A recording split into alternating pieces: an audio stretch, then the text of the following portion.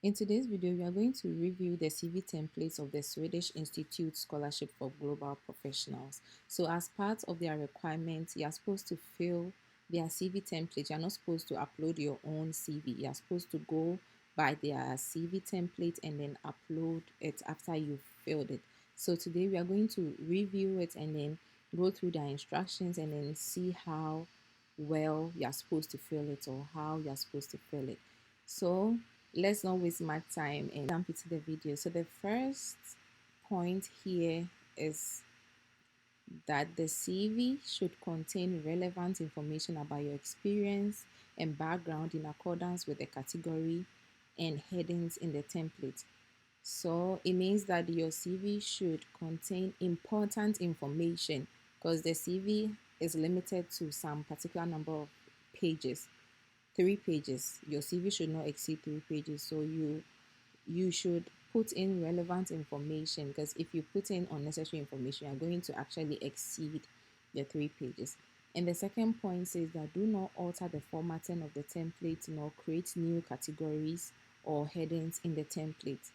Alterations will render your application ineligible.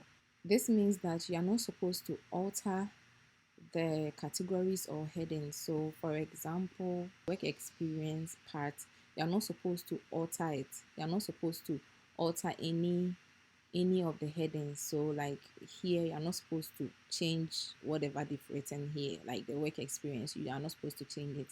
And then the headings, like this one, the industry and sector, are not supposed to edit it, and you just have to fill the part that says that replace with your, all those things, like replace them. You don't have to change the headings.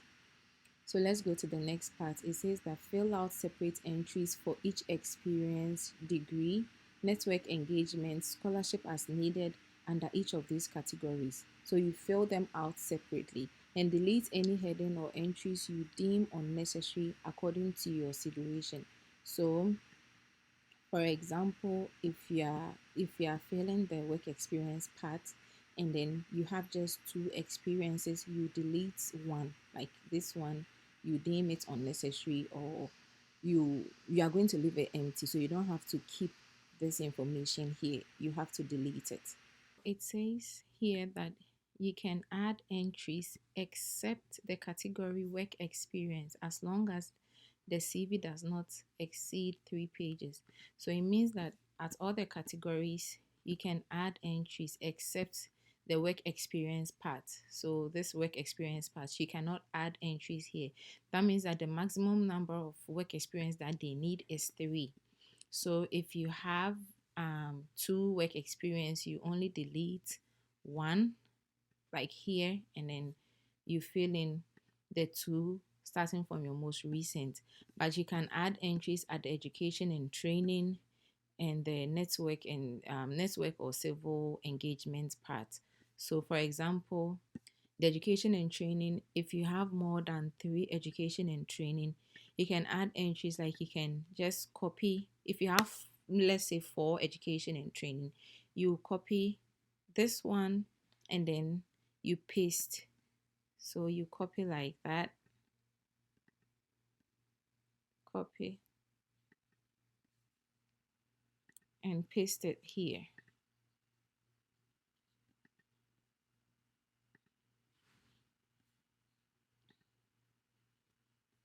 and paste it. So you have 1, 2, 3, 4. So you can see you have 4 entries here. So you can just follow like that. If you have 5, you just copy and then you paste it. But you have to make sure that your CV does not exceed 3 pages. Same applies to here. If you have more than 3 civil society engagements, you just copy one category here, like one entry here, and then you paste it and fill in the next, except the work experience. That means that you don't want to see more than 3 work experience entries. All entries under each category must be in reverse chronological order, starting from the most recent. So example, if you are filling the work experience part, it has to be in chronological order, starting from most recent. So if you have 3 jobs, your most recent one will be the first one, starting from the second most recent, and then the third. Like the last one. I mean your first job that you started before the second one and before this new job that you are working at. That's what they mean.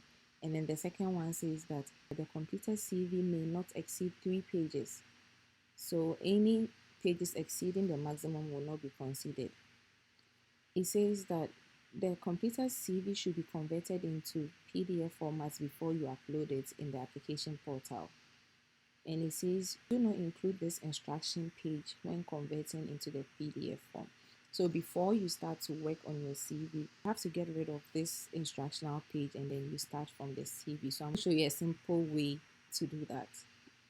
And then it says that do not attach any annexes to the CV. You don't have to attach any other information. Like you see some people's CV have references like referees and all of those stuff. You don't have to add any of those things to it. You don't have to attach any documents to the CV. And then if you are using a Mac computer and you're unable to click on the drop down list, try filling out the CV on a PC instead. So it means that if you are filling the CV and then you are finding some difficulties, you have to fill the CV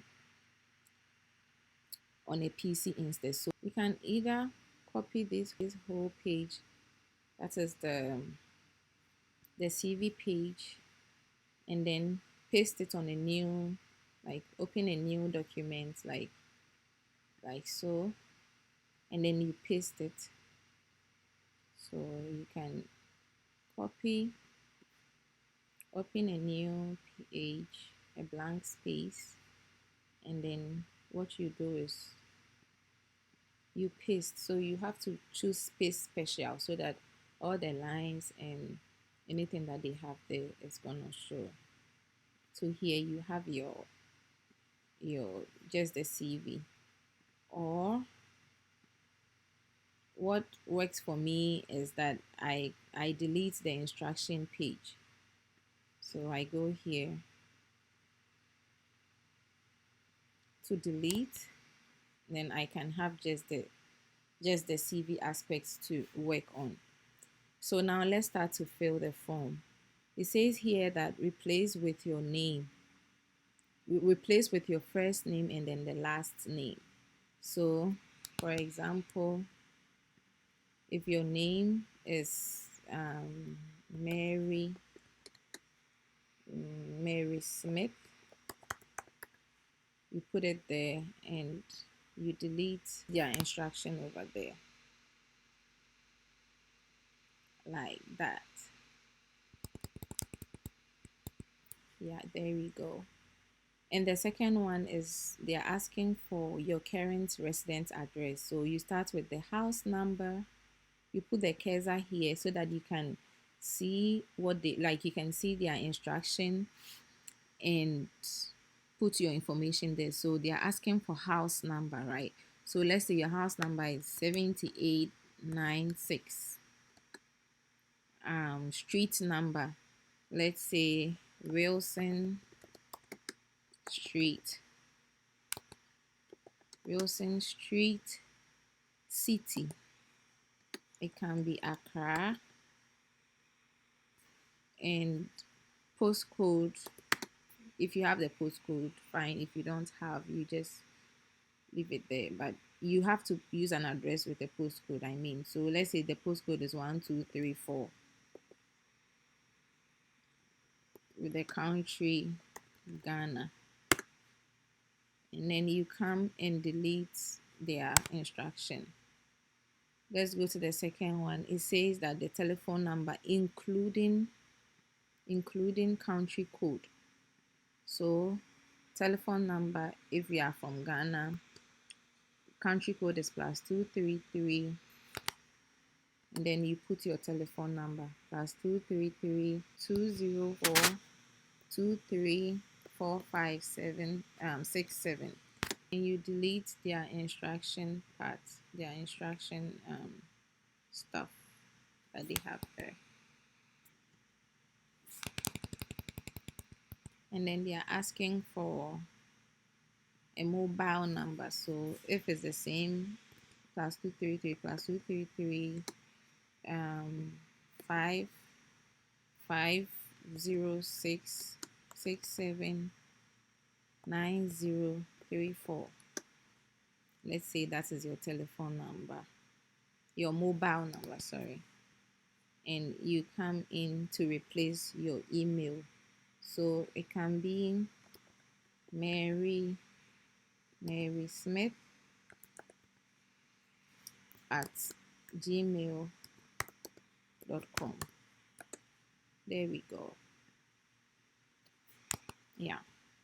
So here they are asking for your sex. So you choose female. If you're a male, you choose. And then the date of birth. So you start with the year first, the month, and then the day. So let's go with the year. Let's say your date of birth is 1996. You put it there. The month 1 to December, and the day will be, let's say, 10th. And you place with your nationality. It says your citizenship, so replace with citizenships. If you have dual citizenship, you put all the citizenships there. So we chose Ghana, so Ghanaian. And then you come to delete their instruction.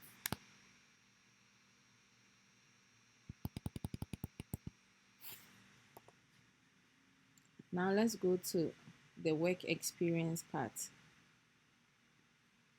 You can delete this thing from there. So here you put the date. So from, for example, let's say your most recent one is from 2022 to date. So let's say to date, like that's where you are working now.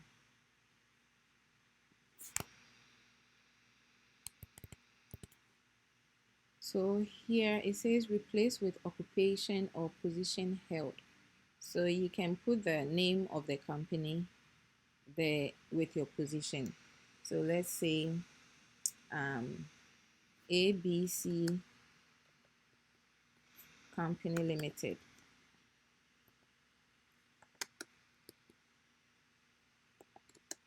And then you put your position there. Let's say program coordinator. And then you come and delete the instruction, their instruction that they have over there. From there,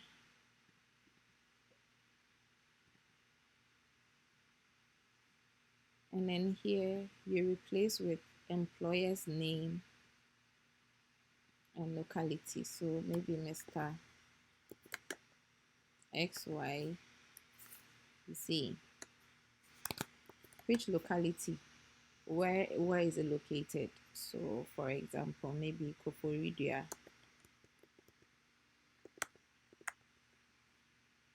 And then as usual, you delete. If you have their website, you can put the website there.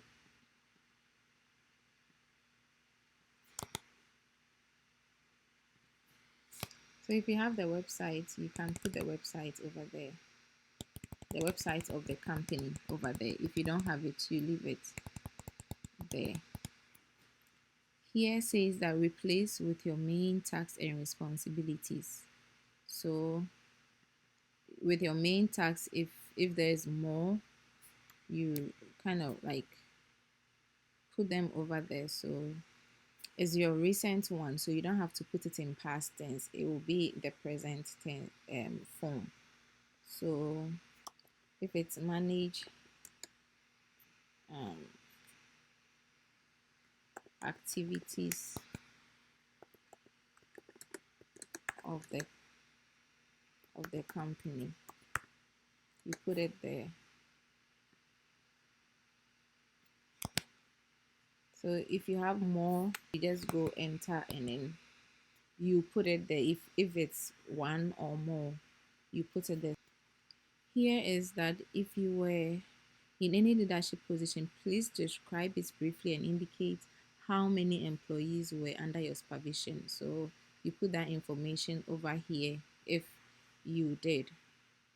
And The next one is industry or sector. So you put the industry or sector that the company is. So let's say if you were a program coordinator at a company that does agricultural stuff, you put agriculture here. Agriculture. And it's a brief description of organization. Describe what the organization does and how many employees that they have. So here you put what the organization does, like just a brief. You don't have to write a lot of stuff. So briefly, and then how many employees that they have, etc. So the SDG most closely related to the job you did at this position, they're talking about the sustainable development goal. So agriculture, you look through which one is related to it. So you can choose zero hunger over there. That is goal number 2. So same applies to this one and then here.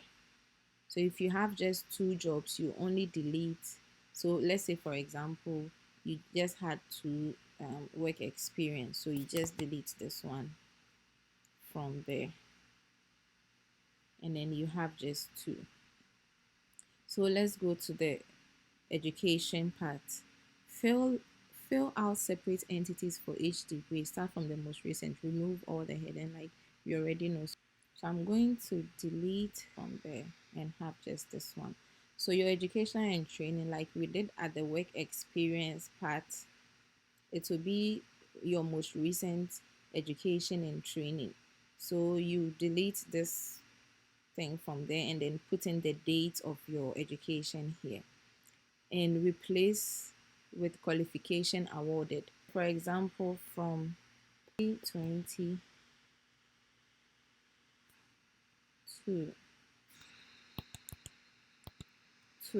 it was a 3 years program, so 2023. You bring a bracket here and you delete the instruction that they have. So if you had a bachelor's degree in, let's say, information study, you put it there and delete their instruction from there. Replace with education or training, organization's name and locality. So the name of the school, um, maybe you went to UPSA, you write UPSA and then the locality. And if relevant, you put in the country. Replace with list of principal subjects covered. So you list them. And if it's more than one, you just do enter and then you list them over there, like you can see. So you same applies to here. You choose the SDG that relates. So if it's about technology, you go through them, which one relates to it. So it's industry, innovation, and infrastructure, because technology is about innovation. You choose this one. Yeah, I think that's what relates to it. So you choose that. Same applies. So if you have, maybe you have more than 3, you copy here, you copy this one, you copy and then you paste and do the same editing to it. So same applies to network, civil organization, engagement apart from work. So if you were part of any NGO, if you were helping orphanages or the marginalized in the society, you can put it on here. This scholarship, they actually look at your engagement to any public service or civil organization, because apart from your GPA, what else do you have to offer? And I mean, like, if they give you the scholarship, how are they going to know that you're going to give back to the society? So if you have any any civil society engagement, don't hesitate to put it here. It's the same thing that we did previously. So you replace with the name of the organization and then your main task. So whatever you were doing there, and then you talk about the organization, what they do briefly, and how many members that they have, and one of the achievements that you accomplish within the network or the organization. You put it here. I mean, the outcome, the whether you have like statistics to support your outcome. Maybe as part of your achievement, you were tasked to do a book drive, solicit for books for children on the streets or kids in the orphanages. So you accomplish the task. So you can put the outcome of it. Maybe after the drive, you were able to come up with, let's say, 1,000 books to 5 orphanages, and then you write it here, and you put the SDG that relates to it over there. If you have previous scholarship or awards, you put it here. Starting from your most recent, you put the date here, and then you replace with the name of the scholarship, and the type of studies, program or project, or name of the school. So maybe you were awarded the best student in science. You put the name over here.